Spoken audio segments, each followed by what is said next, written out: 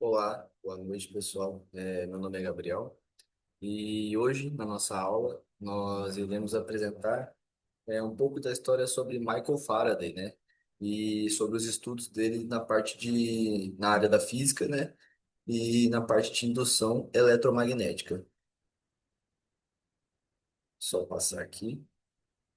Bom, o conteúdo abordado na nossa aula hoje será dividido em tópicos, né? Começando pela introdução, quem foi Michael Faraday? O problema científico do século XIX, que foi o período de estudo dele, o experimento em si, a lei de Faraday, né, que surgiu a partir do experimento, nós temos algumas aplicações no nosso cotidiano, e por último, uma conclusão. Passando aqui.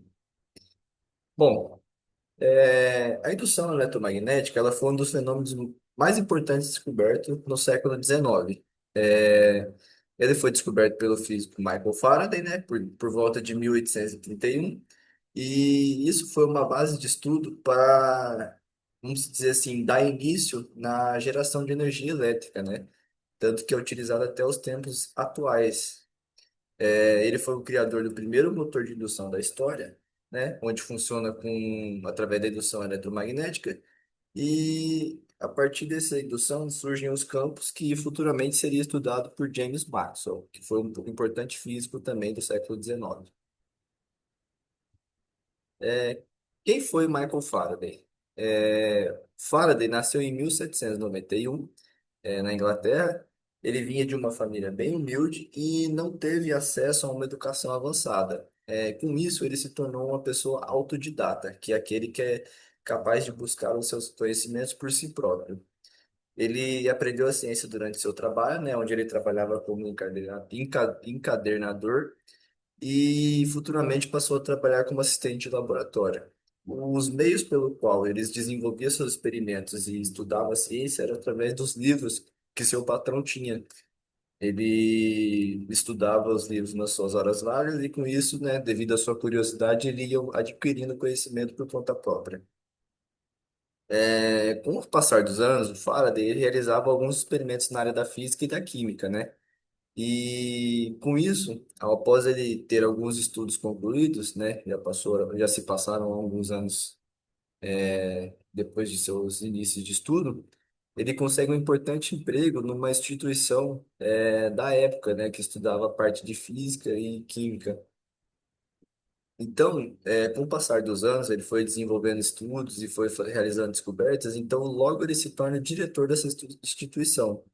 E ele acaba se tornando um cientista, né, muito brilhante e um ótimo pesquisador, tanto para a época quanto os dias atuais, né? E seus estudos contribuíram, né, com enormes feitos para a humanidade e os seus conceitos seguem a sendo utilizados até os dias de hoje. Bom, qual era o problema científico da época, né, no século XIX? É, Nessa data, nós já tínhamos conhecimento sobre como o magnetismo poderia gerar, nós poderíamos gerar um magnetismo a partir de uma corrente elétrica, né, que foi descoberto por Ørsted por volta de 1820. Então, só que levantou-se um questionamento se nós podemos criar o magnetismo a partir da corrente elétrica, por que não poderíamos criar uma corrente elétrica a partir do magnetismo, né? Então, foi nessa área que Faraday seguiu e acaba realizando seus estudos.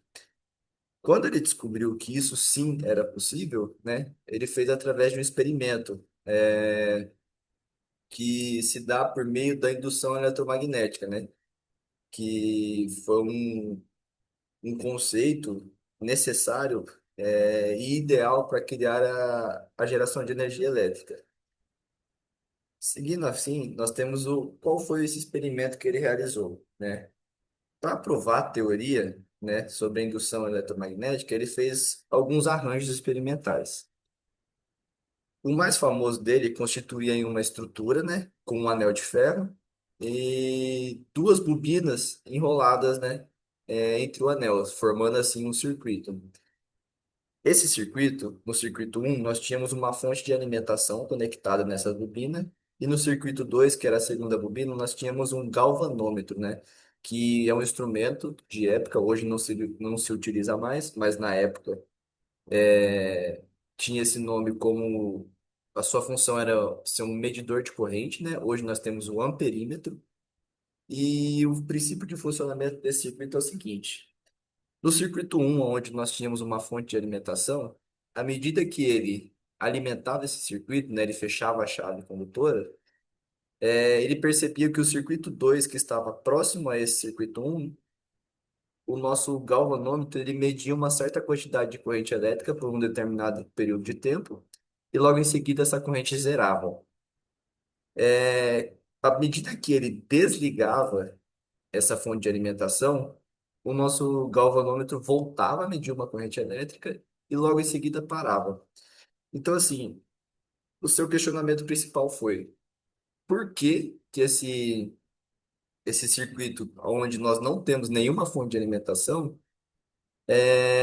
o instrumento medidor é capaz de medir uma certa quantidade de corrente, né?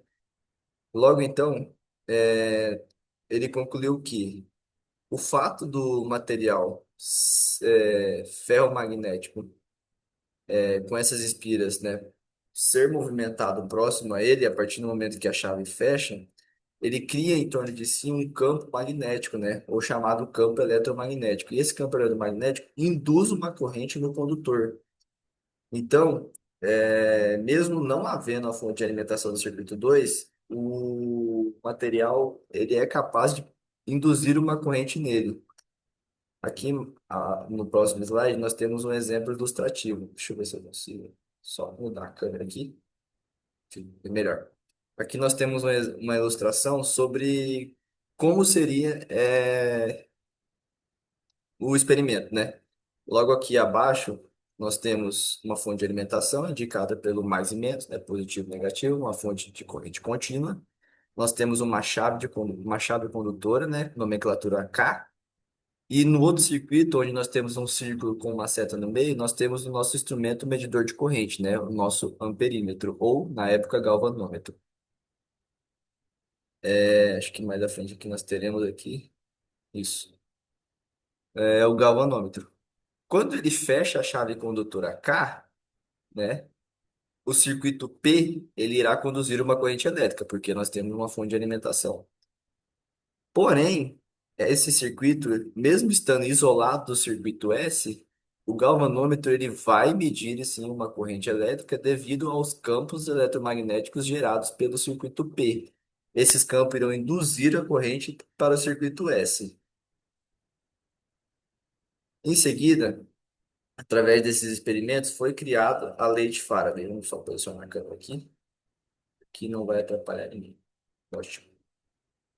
Foi criada a lei de Faraday, que a lei de Faraday ela surge a partir da conclusão desse experimento, que ele vai explicar como que a variação de campo magnético sobre o condutor gera corrente elétrica. Isso se dá através do outro experimento que ele realizou. Como podemos ver aqui no canto inferior esquerdo, nós temos um anel, né? Anel metálico, que é um condutor magnético, né? Esse anel. E à medida que nós movimentamos um ímã em seu interior, nós percebemos que também, né, há uma indução de corrente elétrica nesse material condutor. Qual que é a conclusão disso? Ele diz que a variação do campo magnético no interior da espira faz com que há uma indução de corrente elétrica no condutor, né?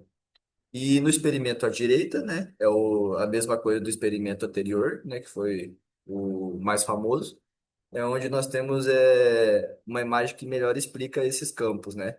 É, o circuito em amarelo é onde nós temos a nossa fonte de tensão, né, junto com a nossa chave condutora. E à medida que essa chave ela é fechada no circuito, né, nós temos a passagem da corrente elétrica no circuito um. E por um determinado instante de tempo, esse circuito ele vai gerar um campo magnético. E à medida que esse campo magnético atravessa o circuito 2, onde está conectado o nosso medidor de corrente, é exibido nele uma corrente por um determinado instante de tempo, né? Como nós havíamos dito. Porém, chega um momento em que esse campo ele não se torna mais variável, ele vai ser um campo magnético estável.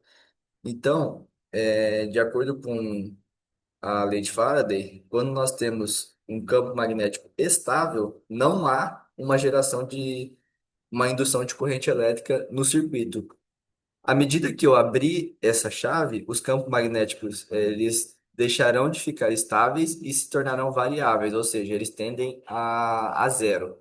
Portanto, mesmo que tendendo a zero, ele vai haver uma pequena variação e nós iremos perceber o medidor de corrente, né, medindo uma determinada quantidade de corrente, mesmo que seja mínima, ainda assim ele tem a indução da corrente elétrica no circuito.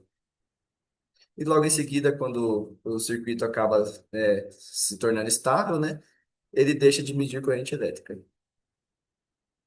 Bom, tendo em vista, né, todos esses conceitos apresentados, né, quais foram as aplicações, né, no qual esses conceitos deram a oportunidade, né, das pessoas futuramente criarem, se utilizarem dele para criar maquinários, né? Então aqui, os conceitos cobertos pelos estudos de Faraday são amplamente utilizados na área da eletricidade, né? A indução eletromagnética ela está presente em usinas geradoras de energia, transformadores de tensão, carregadores de baterias e até eletrodomésticos, né? Como exemplo, né, nas usinas geradoras de energia, nós temos os turbogeradores, né, que são maquinários capazes de transformar a energia mecânica, né, em energia elétrica. Mas como que isso é feito, né? Como exemplo aqui de uma usina hidrelétrica, né, que é a unidade geradora, né, com grande potencial no Brasil, devido à sua facilidade, esse maquinário ele possui rotores, né, e estatores. Nesses rotores são acoplados as aletas, né, que nós chamamos de ou pás.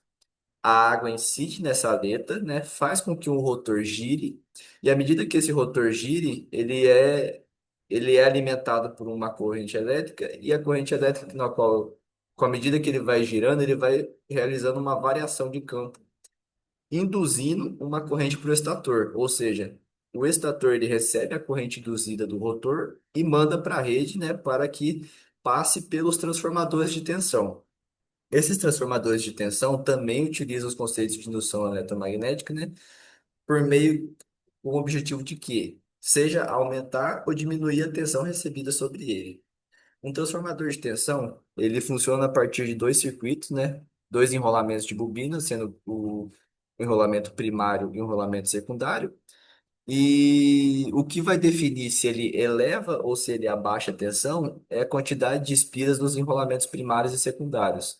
Se nós temos um transformador que possui uma grande quantidade de espira no primário e uma pequena quantidade de espira no secundário, nós temos um transformador abaixador de tensão. Se nós temos um transformador com a quantidade de espiras no primário menor que a quantidade de espiras no secundário, nós temos um transformador elevador de tensão. E mais recentemente surgiram os carregadores de indução, né? Seja para celulares ou relógios, enfim. Esses carregadores de indução, eles funcionam a partir do princípio de indução de corrente, né?